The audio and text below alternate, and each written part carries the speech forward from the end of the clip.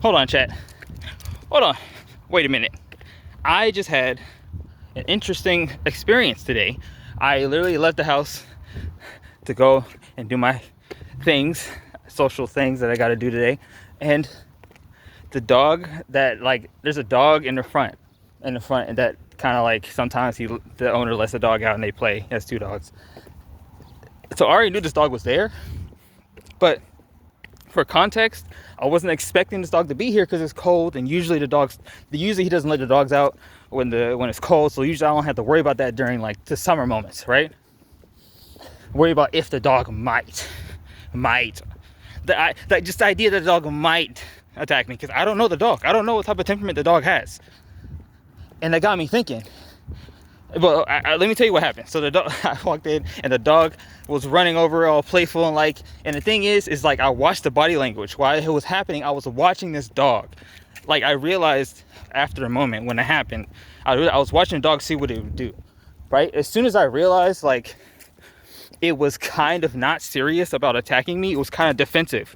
Right? There's three. I'm getting to it. Hold on. There's three things I think about when it comes to a dog, right? There's three things a dog could do. A dog could want to play, right?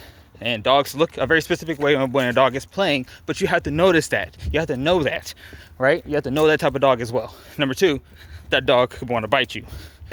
Number three, that dog is just being defensive. Like, that's one of the three possible, like, possibilities when dealing with a dog that is possibly aggressive towards you, right?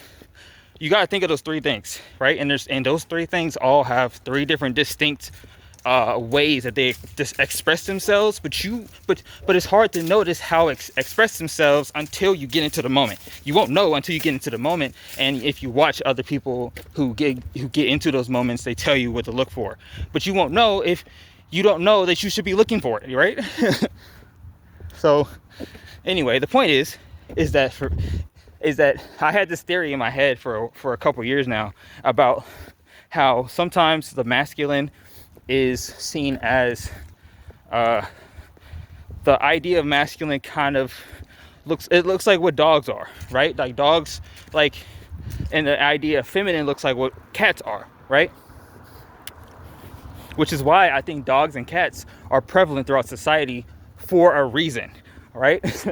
Specifically why cats are, but also why dogs are prevalent in our society and amongst the world, right? And I think it's a good representation of like the energy is being reflected back to us as humans through dogs and cats, right? Like the masculine and feminine energy, which means that because and you could be like, well, there's female dogs and there's male dogs, there's male cats. Yes. Yes, exactly that's what I'm saying. Yes, there's men and women who express feminine energy, and then there's other men and women who express masculine energy. There is no, you know what I'm saying? Like sometimes you gotta think of the extraordinary. You know what I'm saying? To really explain what's happening in the ordinary. It is what it is. So that's my little thing I had today. Okay. I might take this and write it down and put it in my Substack. Yes, I made a Substack. Oh my God, I'm becoming a book girly. This is bad. This is bad. No, it's good. I think it's good because for me, it's really easy to be like, oh my God, you know what I'm saying? But like, I actually am having a good time. I'm a writer. You know what I'm saying? I'm a writer. I like writing, right? I like understanding how people work as a writer so I can write better stories for people. You know what I'm saying? As an entertainer, I want to write better stories. I got to understand how people work. And you got to understand, if you want to understand how people work, you got to understand sociology. You also understand history. It goes so much into it. Being a writer is fascinating, okay? But I'm just saying, okay? I'm just saying. Men and women, there is no one way to be a man. There's a way that you want to be seen as, and then there's a way that you are, right? There's two different things. And there's a way that you are viewed as. There's a third, right? you could want to be viewed as a cool person, right? But you can't be, but that doesn't mean that you are a cool person. Also, that doesn't mean that people are going to see you as a cool person. You just want to be, right? That you have a reason to want to be seen like that.